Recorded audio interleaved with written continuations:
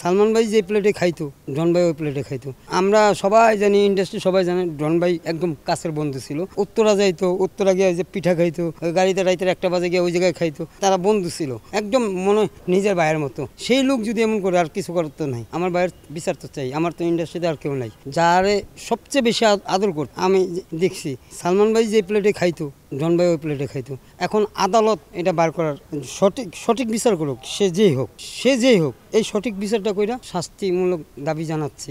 সঠিক বিচারটা চাই, আল্লাহর কাছে দোয়া করি বিচারটা দেখাক। আমি জানি এই বিচারটা দেখে যাইতে পারি, এটুক দোয়া করি। আমার মেয়ে বলো, তুমি যে কান্দো এই বিচার পাবা? আমি কইছি এই যে এখন বাইরে হইছে, এক সময় তো বাইরে তো না, এখন তো বাইরে হইতেছে। এখন টোটাল তথ্য বাইরে হইতেছে, কিভাবে কি হয়েছে সব তথ্য বাইরে হইতেছে। আল্লাহ সঠিক বিচার করুক, এটাই চাই। আমরা সবাই জানি, ইন্ডাস্ট্রি সবাই জানে ডন ভাই একদম কাছের বন্ধু ছিল। ডন ভাই মানে যেখানে যাইতো ডন ভাইরে নিয়ে যাইতো। উত্তরা যাইতো, উত্তরা গিয়ে যে পিঠা খাইতো, ওই যে একটা মহিলা যে পিঠা বেচতো, গাড়িতে রাইতের 1টা বাজে গিয়ে ওই জায়গায় খাইতো। তারা বন্ধু ছিল, এটা আমরা দেখি নাই।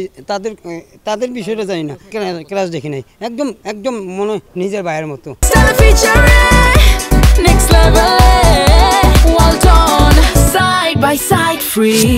সেই লোক যদি এমন করে, আর কিছু করার তো নাই। আর ওইটা তো উপরে আল্লাহ আছে, আল্লাহ দিবে যদি কইরা থাকে।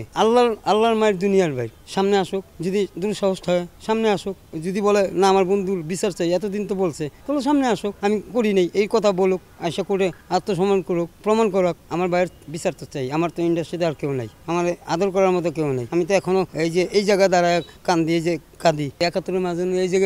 এই জায়গায় যখন সেট বানাইছে আপনার ওই যে শহীদ মিনার, এই শহীদ মিনারটা যখন বানাইছে খুব সুন্দর হয়েছে। এটা বাউন্ডারি দেওয়া, হ্যাঁ। এই জায়গায় বসে আমার দুপুরবেলা খাবার ডাইনা দেয়, হ্যাঁ, খাবার ডাইনা দেয়। আমি আবুল দেখলাম, আবুল খাবার চাইতেছে, দেন না। আবুল খাবার আইনা দিল, আমার খাওয়াই দিল। আল্লাহর কাছে চাই সুষ্ঠু বিচার চাই। আল্লাহর কাছে দোয়া করি, আল্লাহ যেখানে আছে আল্লাহ জানি তারা ব্যস্ত নসিব করে। আর সারা জীবন তার জন্য দোয়া করতে কই সবাইকে। সালমান ভক্ত যারা আছে সবাইকে বলি তার জন্য দোয়া করতে, আর সঠিক বিচারটা করতে।